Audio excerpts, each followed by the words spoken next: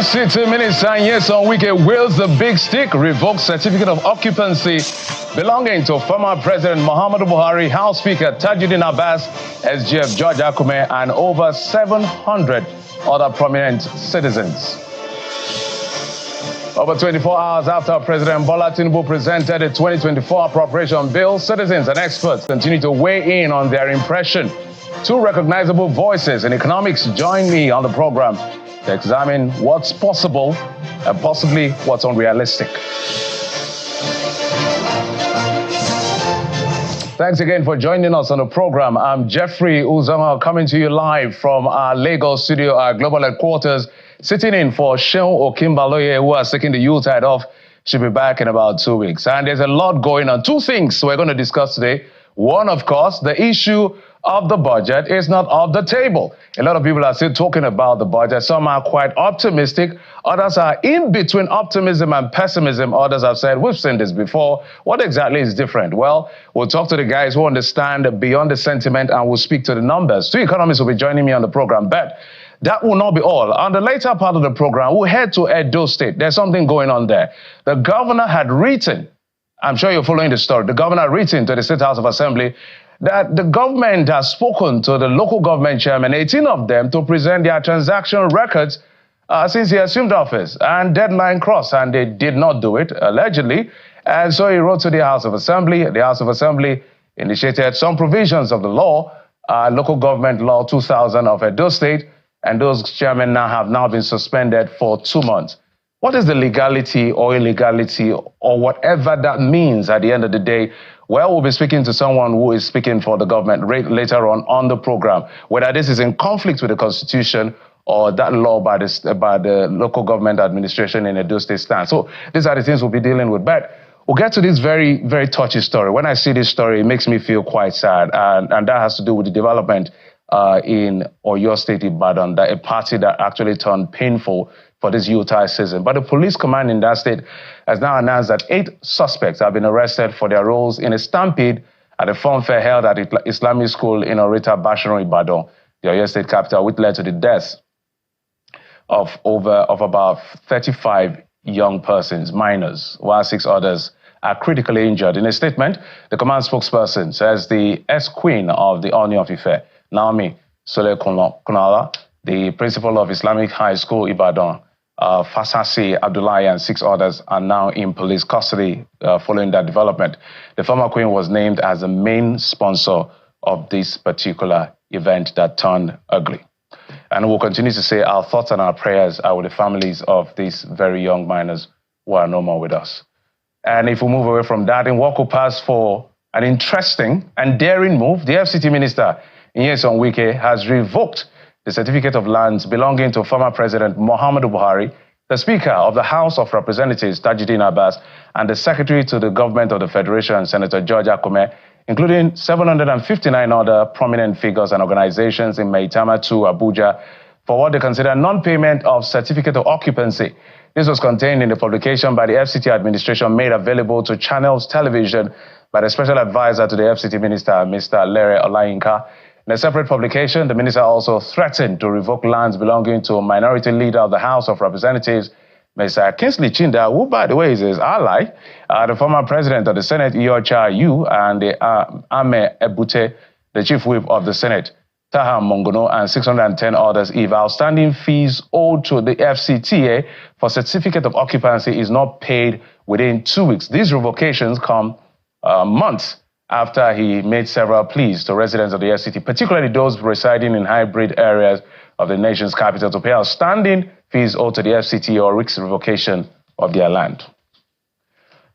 So that's the FCT minister in action. It doesn't matter whose ox is God, he's doing his thing. But some cheery news from the Dangote Petroleum Refinery saying it has reduced the price of its petrol to now 899.5 899 naira 50 cover. We would have expected it to be as low as 300 naira. I'm sure you're with me on this one. That's why later, maybe in wholesale price. But I said this is ahead of the Yuletide season and in holiday, just his own contribution, perhaps. I don't know. In a statement, the spokesperson of the company, Anthony Chejina, said the price reduction is designed to ease transport costs during the festive period. The refinery also said the consumers can purchase additional liter of fuel on credit for every liter bought on cash basis. The private-owned refinery had in November, lowered the price of its petrol to 970 naira per liter. But if we're to speak to Dangote directly, the truth is that Nigerians will want it to go even way down. But, well, let's see how it plays out. But that's not all we're tracking for you. Before we get to the big conversations for the day that has to do with the budget with this economist as well as Edo politics, let's bring you our political roundup stories. Marian Enene of the Federal Capital Territory High Court has granted the immediate past governor of Kogi State, Yahaya Bello, bail in the sum of 500 million naira with 3 sureties in like sum. At the day's proceedings, counsel to the former governor, Joseph Daudu, Senior Advocate of Nigeria, informed the court that the defense counsel had filed a further affidavit in response to the counter-affidavit filed and served by the prosecution counsel. In her ruling, Justice Enene acknowledged that the offense the first defendant was charged with was a bailable one and granted the ex-governor bail in the sum of 500 million naira with 3 sureties in like sum. Mr. Bello was also asked to deposit his international passport and other travel documents with the court. He is to remain at a correctional center until the bail conditions are met.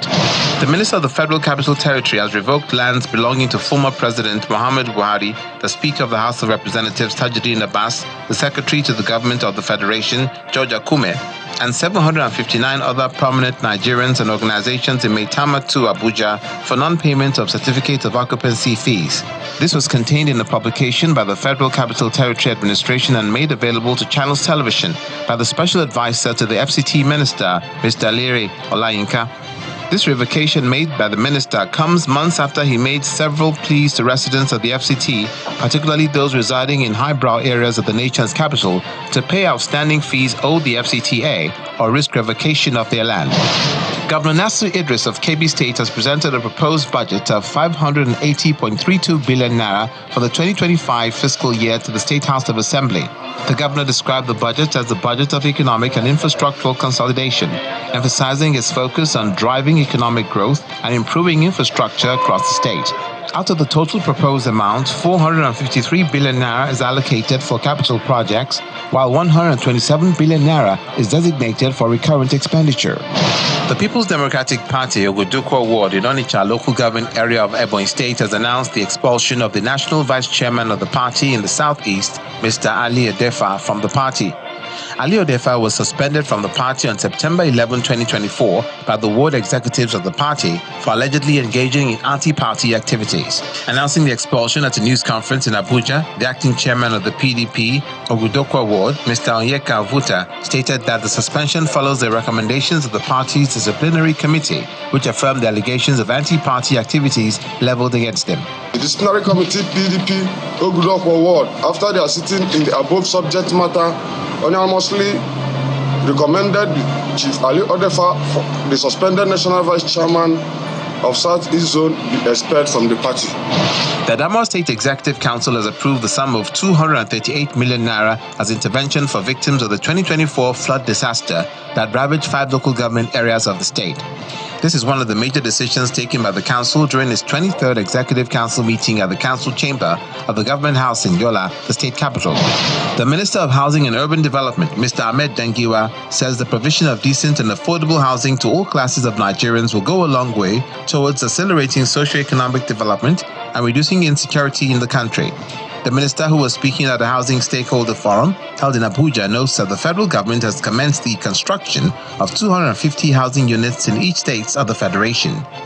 The cities are also larger urban projects being developed in FCT with 3,112 and also Kano 2,000 units, Lagos 2,000 units, with additional cities planned in Enugu, Borno, Rivers, and Nasarawa states. Welcome back. Budget moves from being a bill, which is now before the joint session of the National Assembly that was presented, by the President to both chambers of the National Assembly, that's the Senate and the House of Reps in a joint session. When it is passed, it becomes an act, and 49.76 trillion naira, which is the biggest in naira terms, but not the biggest in dollar terms due to the devaluation, will now become a spending limit. That means it is now mandatory for the government to spend this as much as they raise the revenue. They were seeing deficits of 13 trillion. But this is what the assumptions are of this particular budget. So that is the budget size, as you know on your screen. We're familiar with that, but let's stay here for a moment. These are the basic estimates or assumptions, as it's called in economics. The budget side, besides the GDP growth rate, the expected crude oil price, which is quite volatile, and the government is confident that over 2 million barrels per day of crude should be what they should be aspiring to get. Inflation number, which is the most controversial and debatable, as well as the exchange rate, which people say the government is just reflecting the market. But this is what they are looking at the end of the day. But let's look at what they looked at in 2024, coming in 2024, and what the performance of these key indicators or key assumptions are. If we could get to the 2024 budget assumptions, if my producer can get that before I get in, my guests were already standing by in our Abuja studio to break it down for us on the 2024 and 2025 budget. So, yes. In just a moment, I want to show you the 2024 budget assumption, as well as the performance so far, if my producer can get that. So, because this is how we look at performance in the broad term. The government says we will do this. So look at this slide.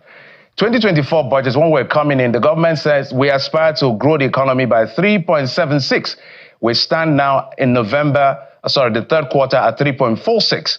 Crude oil production, we want to do 1.76, but they are doing slightly less than 1.5. That is minus condensate. If you add condensate, they can say 1.8. The exchange rate, that went, it went crazy, if you will, allow me to use that word. So 750 was the assumption. We are now roving around 150, 140, and all of that. Crude oil price, that is not within their control, 78, but now we're doing 72, 73, 74, depending on the mood.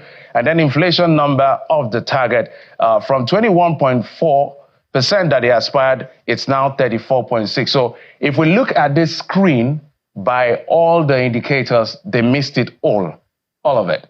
But there are things behind these numbers. So let's bring in our guests who will further break it down for us as to what we'll be looking at as far as the 2025 budget is concerned. Mr. Muda Yusuf joins us from Abuja today. He's the CEO of the Center for the Promotion of Public Enterprises, as well as Paul Alaje, Chief Economist and Partner at SPM Professional. Gentlemen, thank you so much for coming on the program. I appreciate it. Thank you so much. Thank you. Thank you for having us. Dr. Yusuf, let me start from you.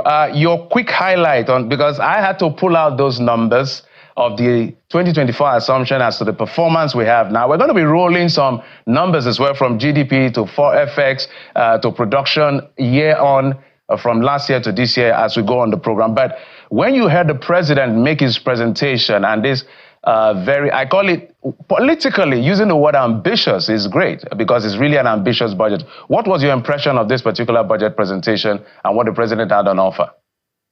Well, thank you very much for having me or for having us. Well, my impression was generally very positive. The messaging by the president was positive. The delivery was also okay. And when we look at the priorities that the president set out in his speech, I think those priorities also reflect the desires of the citizens generally, given the prevailing economic and social conditions. The priorities were defense and security, infrastructure, health, education. I think these are critical things actually that are bothering both the citizens, the corporates, and even the hindering economic performance generally. Because if you take security, for instance, security has a whole lot of implications for the economy, particularly from the point of view of productivity of agriculture, and from the point of view of the impact of that on agro-allied industries. So it's a very critical issue. Then infrastructure is critical, health. No, that is not to say that other sectors are not critical, but these are very, very critical issues which the president has, rightly prioritized in the budget. And he also highlighted some positive expectations, which I'm hoping that if you have the right kind of policy support, it will be good for the economy. He talked about, reducing fuel importation. I think that would be great. We can support that with the right kind of fiscal policy so that we don't see a situation where we are producing petroleum products possibly to meet local demands, and we have the capacity to do that. And on the other hand, we are still importing. So the president is highlighting that as part of the expectations for 2025. That, for me, is a very positive thing to hear. And the president also talked about, possibility of even exporting refined petroleum products, which is also good. That means that if you can get it right, particularly with the oil and gas sector downstream, will have a lot of positive implications, for the economy. He talked about expectations around inflows of foreign exchange, and we are beginning to see some signs. In terms of the forex outlook, the foreign reserves, getting to over $40 billion. We are seeing some stability in the exchange rates over the last 4 or 5 months. We are seeing some relative stability. We are seeing some improvement in terms of inflows from the IMTOs. So a lot of positive outlook, generally. He also talked about expectations from improvement in agriculture on the back of the likely improvement in security. So if you look at all of this, I think it is pointing in the right direction. You talked about the assumptions. Of course, there are a few of the assumptions that doesn't look or that look too optimistic. Particularly, just as you said, the assumption around inflation. I mean, if currently we are doing 34% and we are talking about going to 15%, of course, that is really very, very ambitious. In terms of GDP, I think that is attainable. Oil price, maybe that is also a bit on the positive side, on the optimistic side. Given the outlook generally, especially with the Trump presidency, the outlook is not as bright in terms of oil price as has been projected. The output too, 2.06, we have been struggling to come near this level, but we have not been able to do that. Maybe it's going to be aspirational so that you can push those in charge to ensure that they move close to this target. So let me stop there. These are some of my initial response, to and impressions on the budget presentation. To you, Mr. Alaje, and your own impression as well. So the understanding when it comes to budget presentation, if this was a company, it feels like I'm coming to you, you gave me the position to manage our Commonwealth, and I am coming to you to give me some more money or some money to manage our fiscal year 2025. But I want to show you what I did with 2024. And I think I did quite well with 2024, which is why I have the impetus to ask for this much. Work with me, let's be ambitious together and push this as far as we can get. For you, how did that come to you when you saw that presentation and some of the things the president said? Yeah, thank you so very much. For me, I saw the good, the bad, the ugly in the budget presentation. I will start with the good. The president came with a lot of hope and enthusiasm, even though those who might have prepared the president's speech, they need to rework it next time.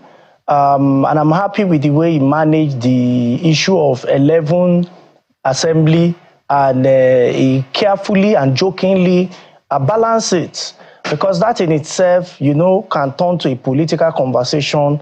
And Nigerian politician, before you know it, they turn it to headlines. But he jokingly balanced that.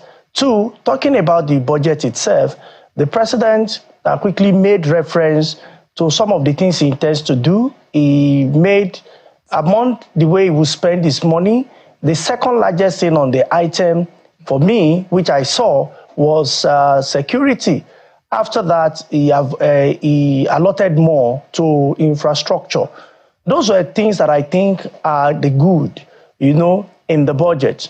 When you look at things that are not so good, at those things that he intends to achieve, but to my mind, I think there are rather things we need to reconsider. First is the issue of exchange rate, 1,500.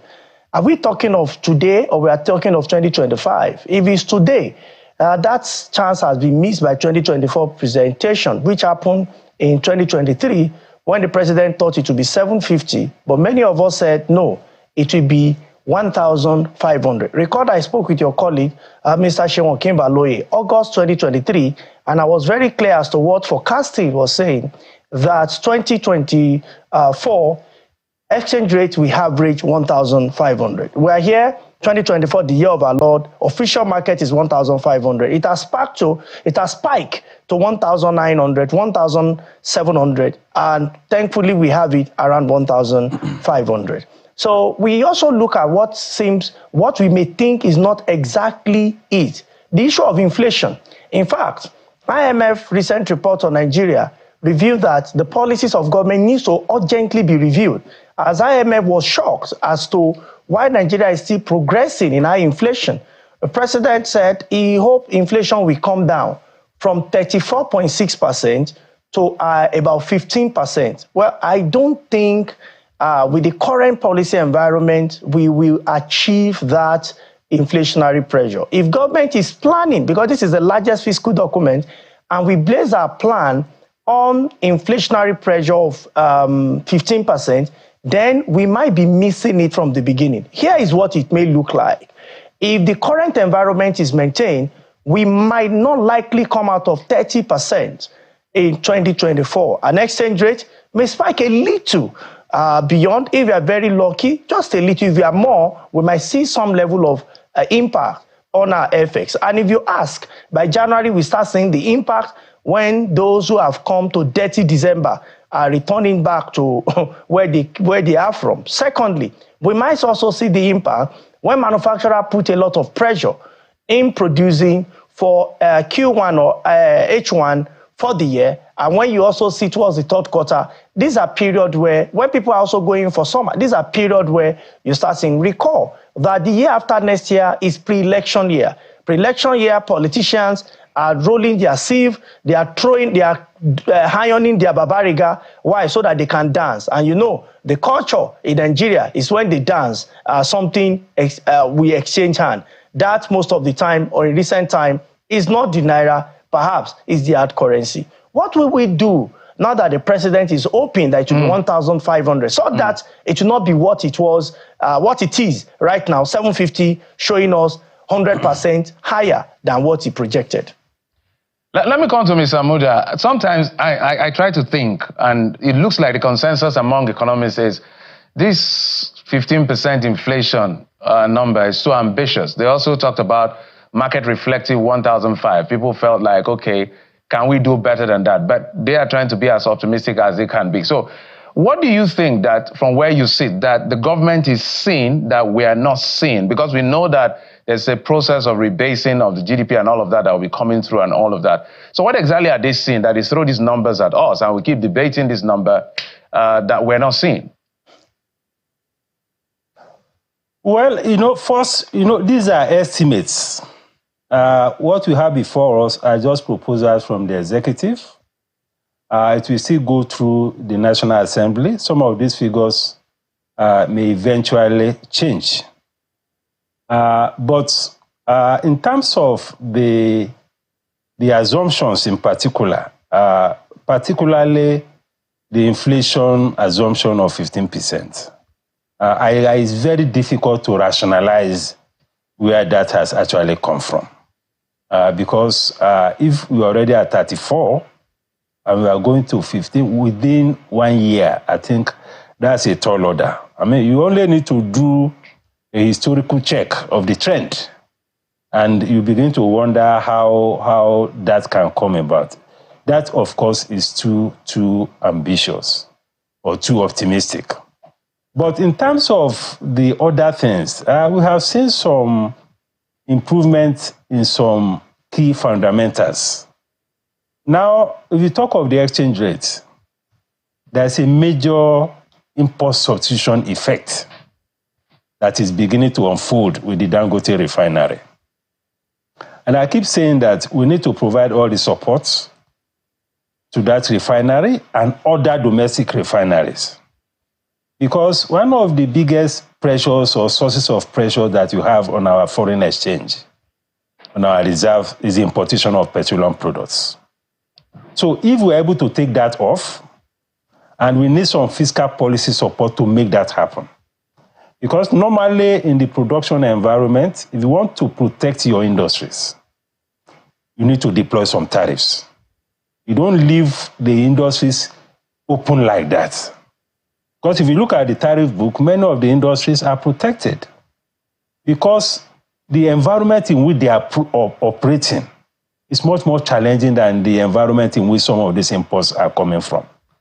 So I want to propose that there has to be some protection. More so when the president has alluded to the fact that part of his outlook on the positive side is that importation of petroleum products will drop significantly. And even will reverse the situation by exporting. So that also could have some positive impact on the foreign exchange outlook, which may have informed the assumption.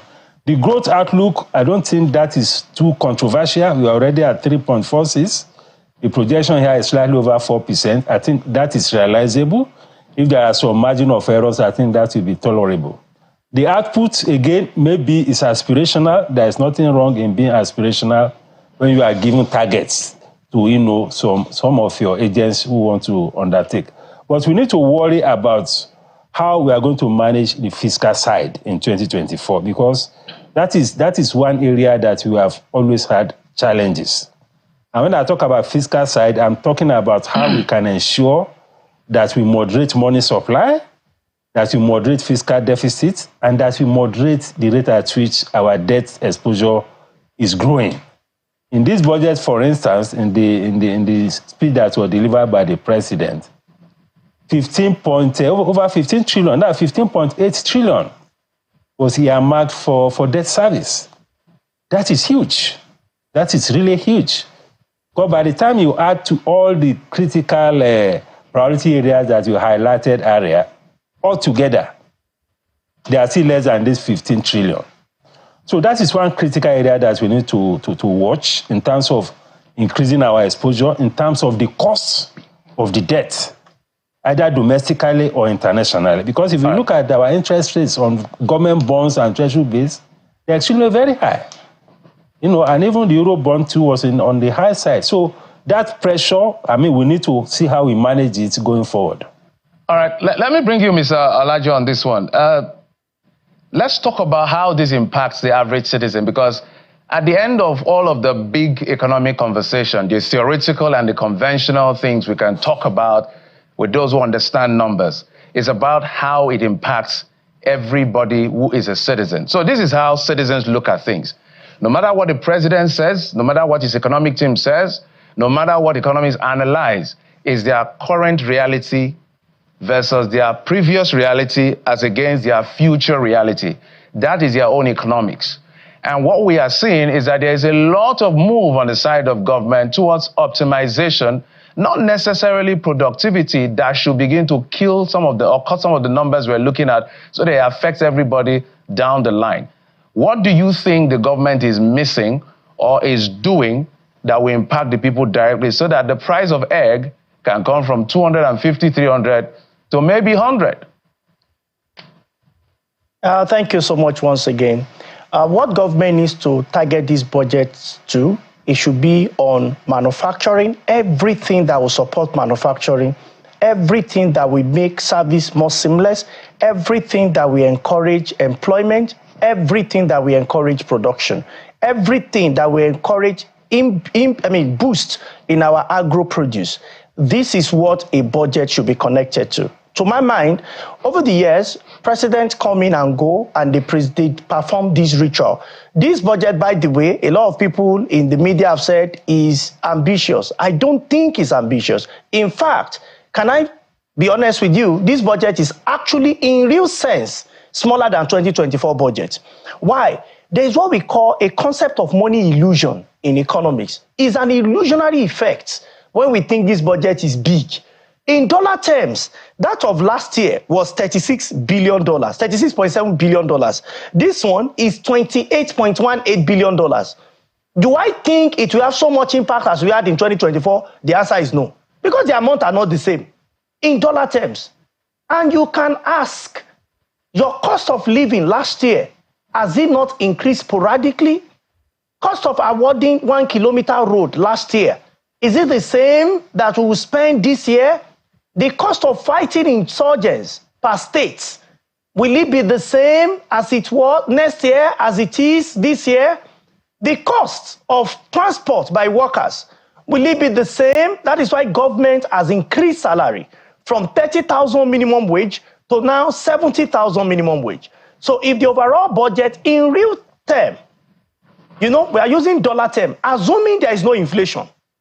If you make provision for inflation, then it will even be worse off. If you make provision of inflation at even 30%, then you know that we have a lot more to deal with. So how do I think this budget should have been? My advice is more macro. And when I'm speaking, I'm not speaking to the past president or the present president. I want a situation where a leader of our country, we present a national development plan, not the one that will be done by a committee, the one that will be supported by legislation. It could be 10 years, it could be 15 years, it could be 30 years. Where do we need infrastructure in Nigeria? What do we want a child that is born today? What kind of Nigeria do we want the child to see? This is what China did. This is what UAE did. How do you want the coming generation, the newborns, by the time they get to 30? How much must we spend as government? How much in investment do we need for private sector? What do we want manufacturers to produce in Nigeria? So when we make this and support it with legislation, we will now start voting funds to hit. So whether the party that wins is A, B, C, or is X, Y, Z, or is PQR, it doesn't matter. You know from the budget, certain percentage must go into this critical infrastructure. It will not stop there. Private sector will also be wooed to invest. Government know how to do this. When we have sports, we know how to woo them. And when people see, when investors around the world see that we have started investing locally and government is sincere with consistency when it comes to voting fund into infrastructure, you will see much needed investor, because President Tinubu has really moved around the world trying to woo investors. And we can count not less than 5 countries and more that he has been to. But when they come and they go to research and they go to rating organization, some of which we don't have control over, how did they rate us? To me, I think if you want to have a good budget that will impact people we know in Arkila, in Sokoto, that by so period, certain projects will come to us. And they will know the same thing in a way that this will come to us. By that time, Nigeria will be a small city, I don't want to say village, where we know we are co-contributor and we want the country to be envious, to be envy of many others. All right, as we begin to wind down, Dr. Yusuf, let me come to you. I want you to speak to the issue of agriculture. You and I have discussed this before. Agriculture grew by 1.2% year on year from the GDP numbers. Not impressive, even though it is the chief driver or the biggest contributor to our GDP besides telco and, of course, trade. What can the government do? Also, we have the issue of agriculture and the issue of food import levy. I don't know what has happened to that. Because the fundamental thing is that people are hungry in this country. What can they do with this budget by implementation? I think that's what everybody's shouting. It's not just good enough for the numbers. By implementation, that will really impact the people down the line. Yes, just let me add a little to what Dr. Alaje just spoke to about what governments needs to do from the point of view of the welfare of the citizens. You know, there are also some micro-level interventions that could make a lot of impact. Just before we came into the studio, I saw something scrolling on your screen that Customs has announced a reduction, a drop in duty on cooking gas, on CNG, and all of that. So I think it would be useful to look at other critical issues that impact on welfare. And let us use these fiscal policy instruments to waive and possibly remove any form of import tax, import duty, VAT, on things that impact on welfare. I'm talking about things that relate to raw materials for industry, just as Dr. Alaje said. I'm talking about things that relate to public transportation. The cost of acquisition of vehicles now is extremely prohibitive. And part of the reason it's prohibitive, apart from the effects, is also the import duty that people are paying. And this is a country that is dependent almost 100% on road transportation. So we should find a way to bring down those costs. So those are some of the things. And coming back to the issue of agriculture, let me also emphasize here that when we talk about issues of development of the economy, a lot of the items are on the concurrent list. The resources of this country, about 50% is with the states and the local governments. So when we are talking about these issues, we should also be asking, what are the subnationals bringing to the table? And I can understand the exclusive issues like issues of security, issues of maybe policy around forex, around monetary policy. We can begin to engage the federal on that. And issues also major infrastructure. But when you talk about agriculture, the states have a whole lot to do to complement what, in fact, they have a bigger role to play. Absolutely. So we should bring them into the picture, even rural economy, road transportation, education, health. What are the states bringing to the table? All of these issues are very critical in this conversation. That's a good point, and that's a good place to land, Dr. Yusuf. Absolutely, because we've seen the fact numbers, record high, 1.7 trillion. I was even worried. Money supply, they've been complaining about it, and we're still pumping more money. And some of these governors will change it to dollars, and the numbers will go up yet again. But it's an ongoing conversation. Dr. Muda Yusuf is the CEO of the Center for the Promotion of Private Enterprises. My apologies. Private enterprises. Also, Dr. Paul Alaje is a chief economist and partner at SPM Professional. Gentlemen, thank you so much for your insight. I appreciate you for coming on the program. Thank you so much. Thank you very much. Thank you. Okay, when we come back after this break, we'll shift gears to Edo State. There's a political development in that state. The governor wrote to the assembly, said these gentlemen that are manning the local government, they refuse to open their books to us to find out what exactly they are doing with your money. And the assembly swung to action, suspended them, and now a panel has been set up to investigate all of this. We even saw, like the EFCC is involved in the mix. That's the conversation next, after this break. Join us again.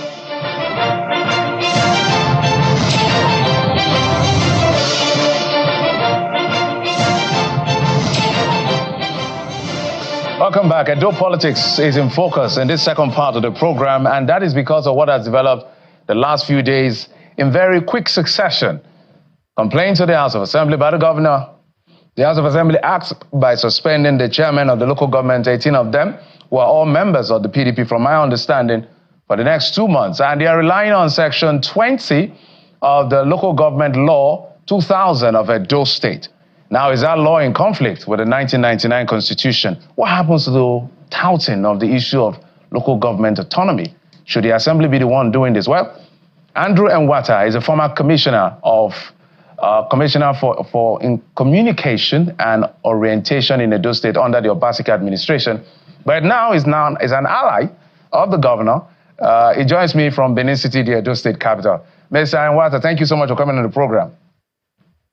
Yeah, good evening, Jeffrey. Thank you. It's a pleasure to be here. So I'm going to be asking you questions around the law and politics because you wear both shoes. So help us understand. There was a lot of celebration at the national level as to local government autonomy, and then we're seeing this. But first, let's walk back. What is the reason for the governor, besides what we know, saying that these gentlemen who are managing the local government should open their books? Does the governor have that authority? Maybe you, as a lawyer, walk us through that first of all. Yeah, thank you. We operate a constitutional democracy in Nigeria, and the actions of the governor were guided, as it were, by the provisions of Section 7, the second part of Section 7 of the 1999 Nigerian Constitution, as amended. Of course, the first part says that a system of democratically elected councils is under this constitution guaranteed. And the second part says that the government of the state, through its House of Assembly, shall ensure the existence of local government and shall provide, make a law that provides for its establishment, structure, finance, and composition. It was pursuant to that provisions of the 1999 Constitution that in 2000, the Edo State House of Assembly enacted the Edo State Local Government Law. Section 20 of that law, sub B, allows a governor in consultation with the House of Assembly to suspend an area local government chairman for 2 months, for a period not exceeding 2 months.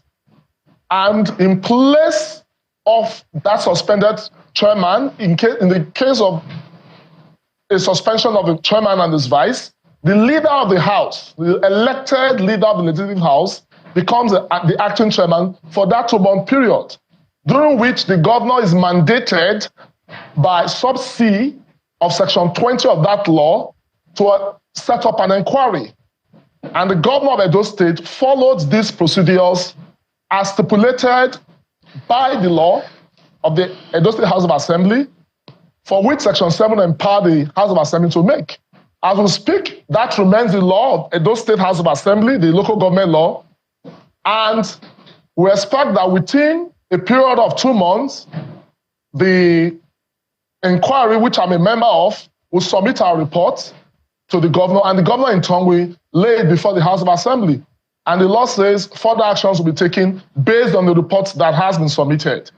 So if you ask me, the governor has acted in accordance with the law because this local government chairman defied a simple request for them to explain the state of their affairs. We have a system similar to that we have in America because our own democracy is modeled on the American system, whereby the state supervises the activities of local government councils. The drafters of our constitution had it in mind when they made those specific provisions. They saw a local government as a corporation for which the state can pass laws, which we have done. I don't think any state in Nigeria has a law establishing it other than the Constitution. So that under a federal system, the duty of supervising local government is purely the affairs of state. So it's difficult, Mr. Nwata, if I may come in on this particular one, it's difficult for lay people like us to comprehend this issue around the law. On one hand, what is going on is a state assembly, the governor through the state assembly oversighting the local government, when the local government itself has a legislative assembly. Shouldn't he have passed through the local government legislative assembly to take any action he wants to take? Because we're talking about local government autonomy here. I just wanted to establish the fact that our own system of democracy is modeled on the American system. Under the American system, the governor of New York can suspend the mayor. But what we must establish is there's a big difference between dissolving the council and suspending an erring chairman. What has happened here is not a case of dissolution. Even under the same law I've referred to, recently, the Chief Judge of Edo State, applying the blue pencil rule, abrogated the provision of Section 10 that talks about dissolution. The governor has not dissolved the councils because the person now occupying the office of acting local government chairman across the 18 local governments was elected. So what we have, the provision of the law being followed strictly. Mr. Nwata, I also respond to what you said, like a layman as well. This is because they say there are 3 arms of government and 3 tiers of government, which has to do with local government. Like president oversighting the role of a governor. That is the way it looks to lay people, given to what is playing out. But let me ask you a straight question on this one. If these chairmen were members of the APC, would Governor Pueblo have done what he did? It does not really matter because the Speaker of the Edo State House of Assembly, who looked at the governor's request, is a PDP member. So it's about our state. What is the mischief here?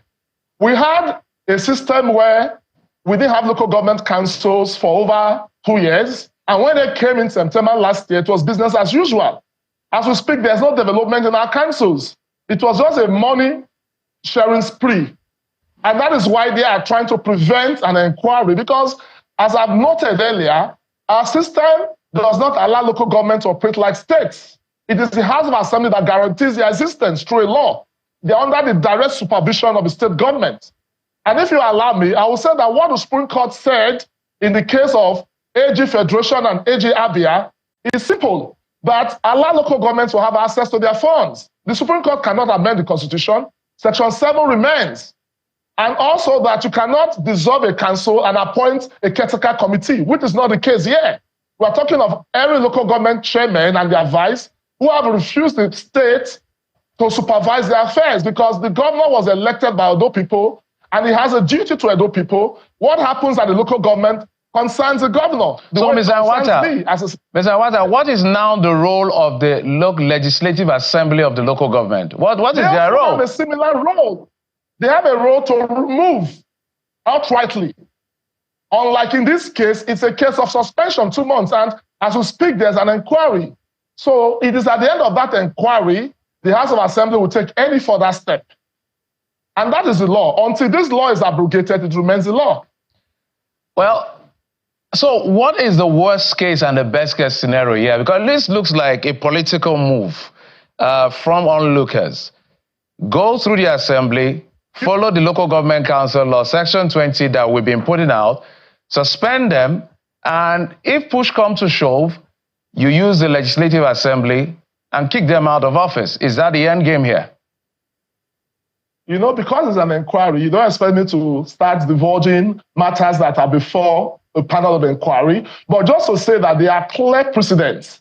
Obaseki as governor in 2019 did the same. 4 local government chairmen were suspended. The matter went to the House of Assembly. But the first and foremost thing you should consider is it legal? The answer is yes. So the issue of whether it is political is a matter of conjecture. So I want you to speak back to when the Attorney General of the Federation actually took the state governors to court, and he won that case and said these monies should be sent directly to the local government to manage the affairs of the local government.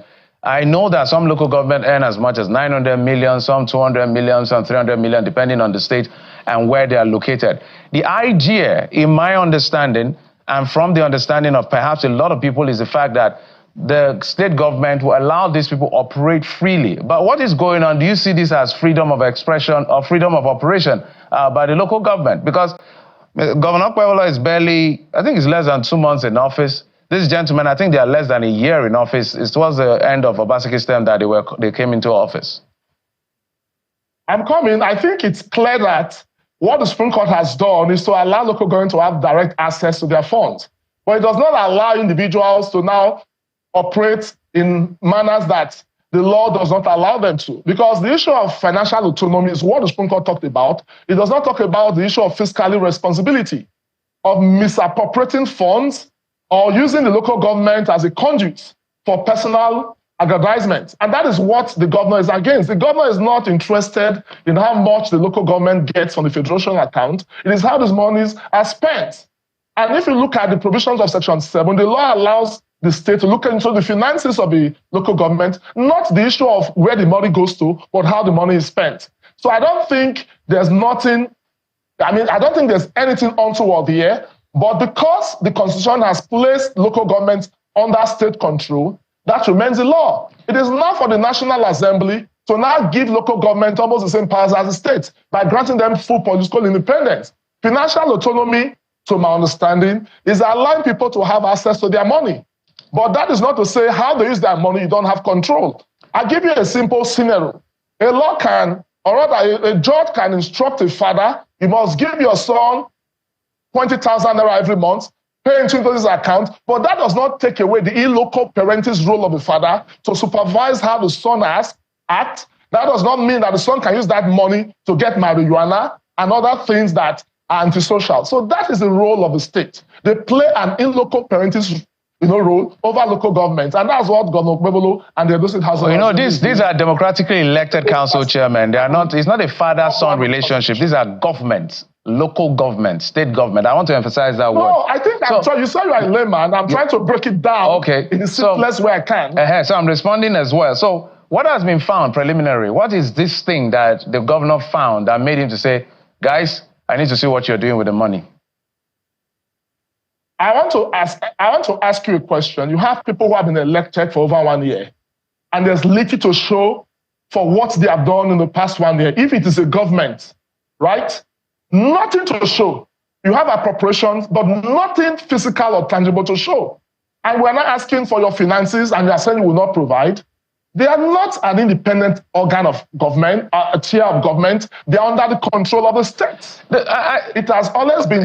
I want to go back, Mr. Awata, and we're going to bring this issue up. Just the Constitution says the system of local government, because the language you're using is interesting. The system, I want to read exactly what the Constitution says. the system of local government by democratically elected local government councils is under this constitution guaranteed. And then he now went on to say, and accordingly, now gives the state government some responsibility. Every state shall, subject to Section 8 of this constitution, ensure their existence under a law which provides for the establishment, structure, composition, finance, and function of the council. So the constitution guarantees that they exist, but facilitated by the state. So what is going on for those people who see this as a political or administrative overreach? What's your response? My response is simple. The person who is currently in charge of my local government was democratically elected, meeting the letters and spirit of Section 7, because the council itself is not just the chairman, but you have elected councillors. These councillors are intact, their tenure is intact, but for the suspended chairman who is trying to prevent the state from ensuring that the funds are properly spent, is under an inquiry. And the idea behind suspension is not just about the local government councils, even in the university system.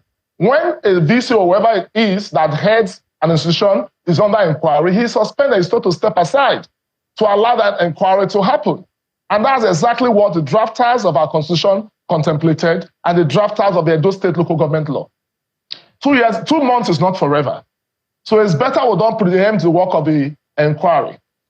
Yeah, no one is preempting the work of the inquiry, just that government areas concerned. No, land on your thought. I didn't get what you said. No, I said the point is this. The 2 months period is not ad infinitum, right? The chairmen have been suspended and their vice chairmen, they have not been removed. The councils have not been dissolved. And again, the most important question to ask is, does the governor and the House of Assembly act of suspension in tandem with the law? The answer is yes. It's in tandem with the provisions of Section 7 of the Constitution, and is also in tandem with the provisions of Section 20 that allows for an inquiry of a 2-month period within which that person involved, whether chairman or vice, can be suspended. So has the EFCC been involved in all of this? I was informed just this morning that these persons have been invited by the EFCC. Okay.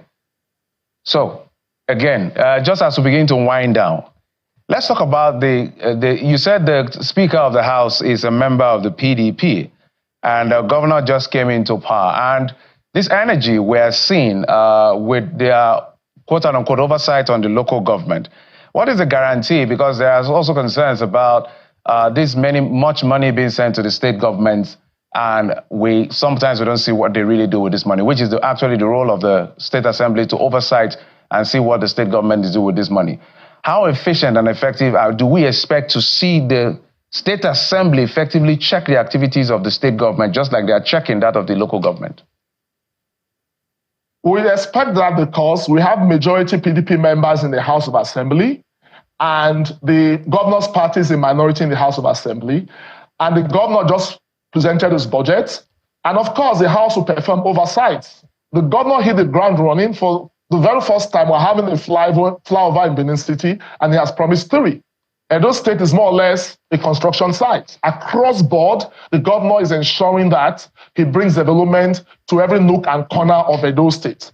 And I expect the journalists, as the fourth estate of the realm, to hold us to account on every promise we have made to Edo, because Edo people deserve the best. And my boss, the governor of Edo State, Senator Mono Gbebolo, offers a better deal through his 5-point agenda of security, affordable health care, value-driven education, good road infrastructure, and water and food sufficiency. And when has hit the ground? Mr. Wata, we're going to come to all of that maybe in another conversation altogether. We'll proceed in the days ahead.